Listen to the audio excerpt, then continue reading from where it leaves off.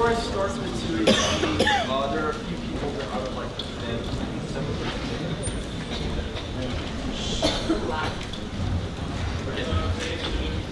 Is everyone back?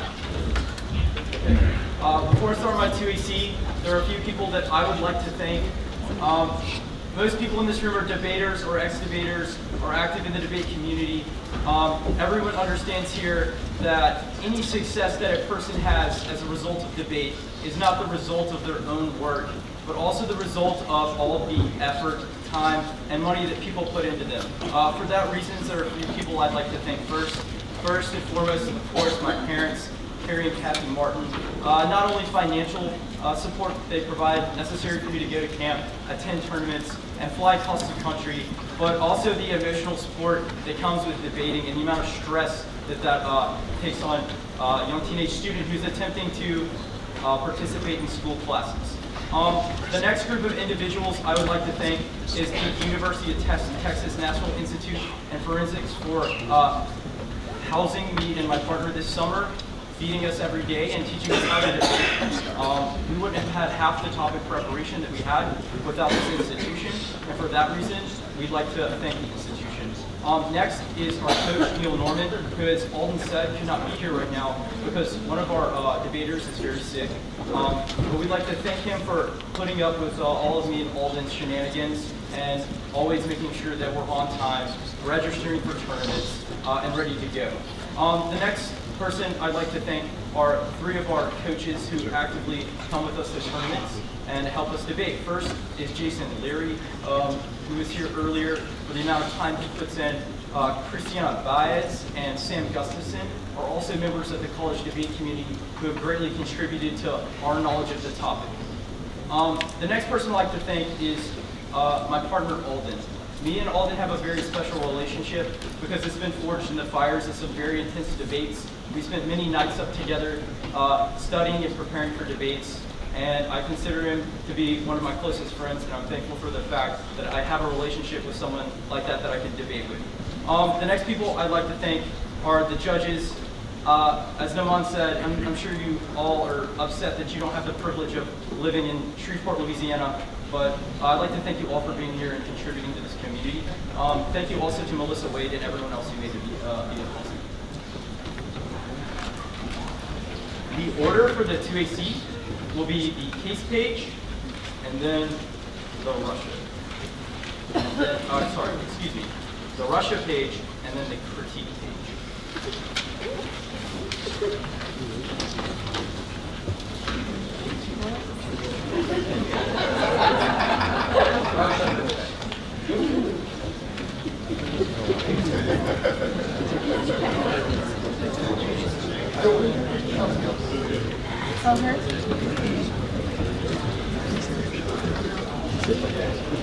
One last time, the order for the 2AC is the case page and then the critique.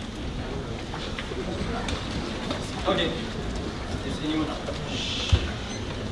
The point of the affirmative is to fund infrastructure that is necessary to Arctic access. They have conceded the 1AC evidence that indicates that Congress has the ability to fund icebreakers in the status quo. This is an absolute necessity. They have conceded the entire solvency portion of the 1AC. This means that we'll win a risk that icebreakers are necessary and sufficient to resolve the harms of the 1AC that they have not touched.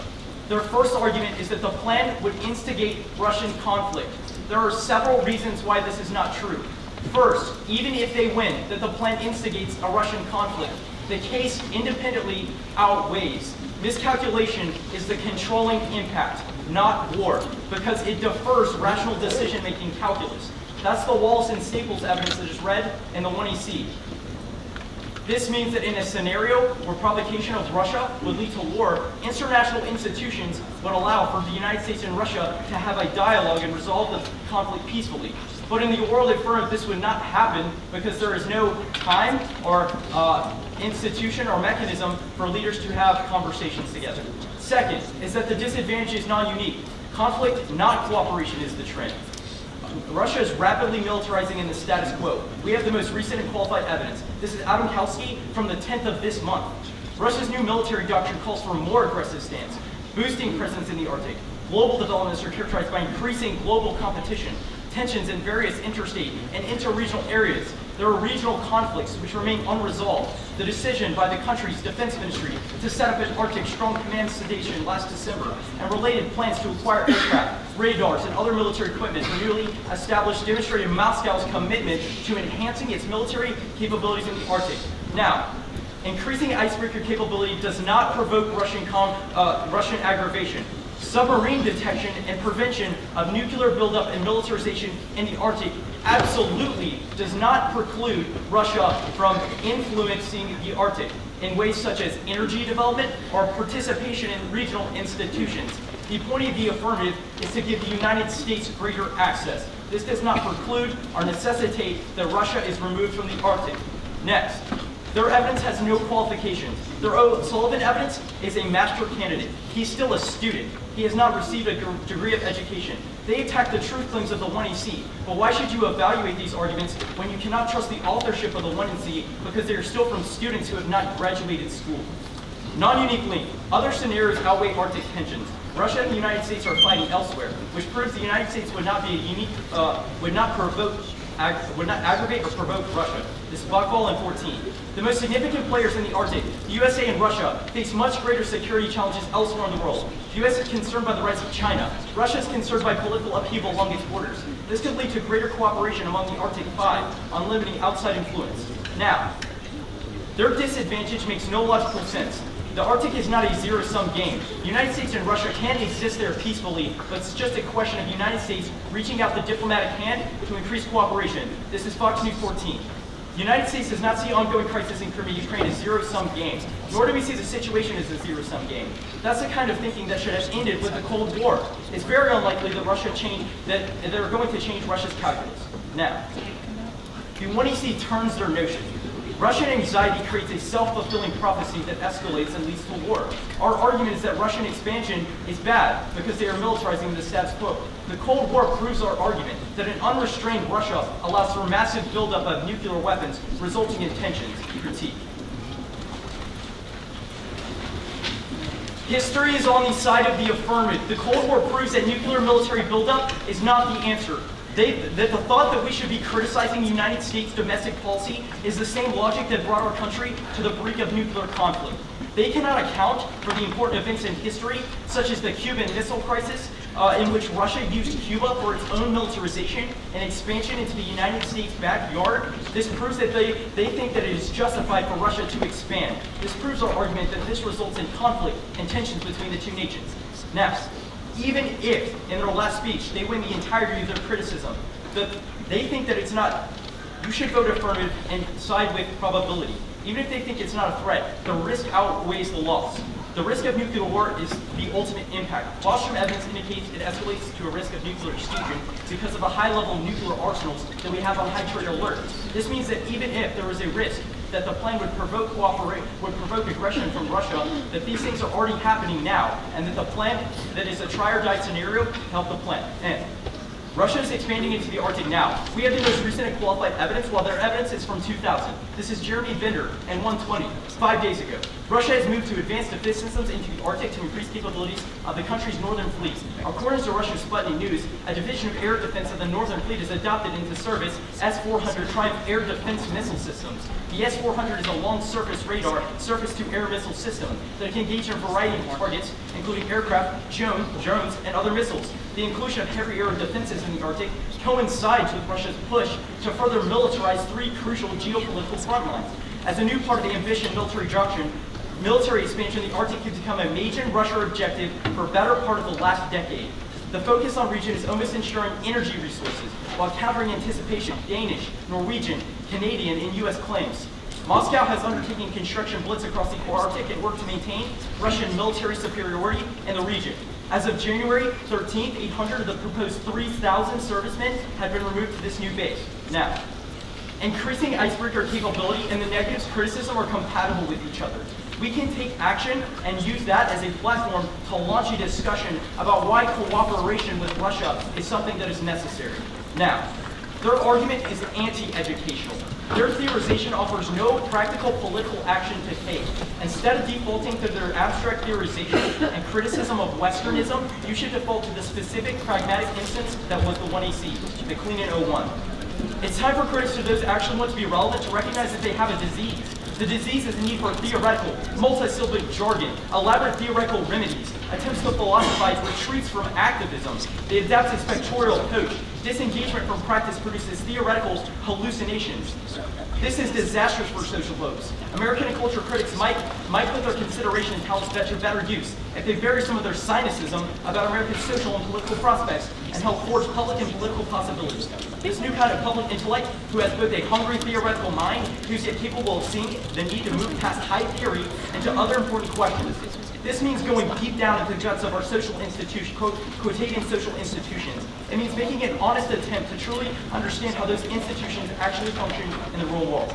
Now, they have no response to the 1EC's claim that icebreakers increase cooperation. Extend the AB evidence. This is the most recent evidence in the debate, went from 14 on this issue. Indicates that it is a prerequisite to cooperation because the United States lacks access to the Arctic now. The reason that the United States cannot move its infrastructure to the Arctic is because the ice prevents them from doing so. Icebreakers are a ship or a vessel that shatters the ice, which necessarily allows the United States to have presence. This is a precondition to any cooperative frameworks or mechanisms to solve their impact claims. Now, policy focus solves their impacts, oppression, and promotes equality. Empirics prove that the only way to solve minority violence is to engage in political institutions and to reform those. The alternative would have you abandoned.